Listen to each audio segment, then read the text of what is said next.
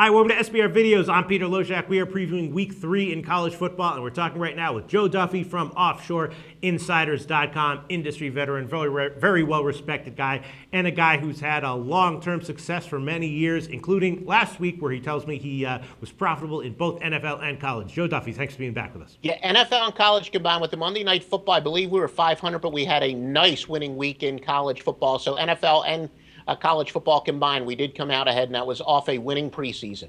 All right, sounds good. We're going to cover Purdue and Notre Dame. This is actually a game that you requested. A little bit curious that you requested this game. I'm probably going to stay off this. We'll see what you have to say about it. Before we get to it, give a quick plug for OffshoreInsiders.com. Tell everyone how they can sign up if they want to.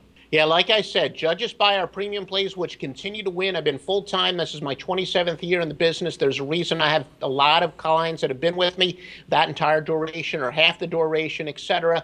And the same analysis and insight we give you here are absolute best plays at OffshoreInsiders.com. And I can tell you it's going to be a humongous weekend in college football. You'll read why. We give you the specific reasons. Notre Dame, 28.5-point favorite over Purdue. Total is 55, and we're going to start off this analysis with our basic ESPN scoreboard analysis, right? Notre Dame blasted Michigan by 31, and Purdue got blasted by Central Michigan by 21 points in their last game. So you look at this and you think Notre Dame minus 28.5, that has to be the play here, right? Unless, just like with the USC game, you think maybe there's a sort of a letdown situation for Notre Dame, and they're such a huge favorite that maybe the back door is wide open here for Purdue. But according to the standard ESPN scoreboard analysis, Notre Dame minus 28.5 is a play, right? No, and that is true. And let's just face it, I'm not one of these handicappers. I know of one guy that's a so-so handicapper, nice guy, and he becomes obsessed with conferences. But I can tell you that the Big Ten showed last year and they're showing again this year, they are just not a very good conference. They are, quote unquote, a power conference. But they are probably at the bottom. I would actually say the ACC, the so-called 5 power conferences, they are definitely the 5th best conference, and they've shown it in non-conference play this year. But we saw, 2 years ago, remember, Notre Dame was in the national championship game. They got blown out by Alabama. That was a wise guy play for us. And then last year they were terrible. Well, they weren't terrible, but they weren't quite as good. So people thought, well, maybe it was a fluke. No, it wasn't. We saw last year Everett Golson, who was suspended. Remember, he was their starting quarterback when they went to the national championship game. And the Irish were the best team outside of the SEC that year, no question about it. You saw how important he was to the team last year when he was suspended. Now he's back. 37 out of 56 for 521 yards, 8 touchdowns, no turnovers whatsoever.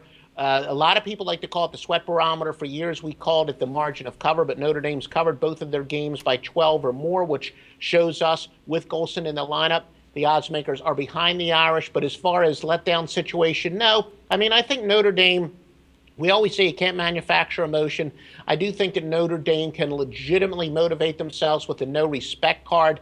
I do think they're still in a little bit of a statement mode for them. They want to show people they're for real, and they're more than capable of doing that against this very weak team. And keep in mind, Notre Dame's got a bye coming up, so it's not like they need to rest their starters. This game is going to get very ugly, although pretty for chalk layers. So, I mean, when we analyze the USC game, they also are coming off of a big, rivalry game win, although that one was a close game. The Notre Dame game was a blowout. And USC, of course, is traveling, and Notre Dame is not. But they both have byes coming up. And, you gave the opinion that for USC, a 10-point win would be fine. You don't think the same thing applies here, though, to Notre Dame? No, as we said, it's completely different dynamics there. USC was actually outplayed.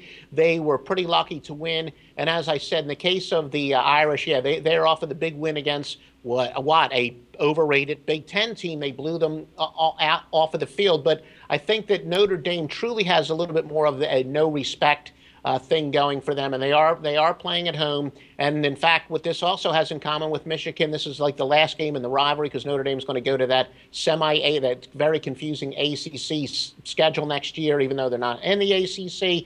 So no, I think the dynamics are completely different between the two games. Notre Dame minus 28.5 is the play recommended by Joe Duffy from OffshoreInsiders.com. Thanks so much, Joe. The SBR Network offers free sports picks and game breakdowns, big money free betting contests year-round, a real-time Vegas-style odds monitoring service, and much more. So come see for yourself. To To stay updated on SBR news and promotions, follow us on Twitter, Facebook and Google+, and do be sure to subscribe to the Sportsbook Review YouTube channel to catch all our daily sports shows.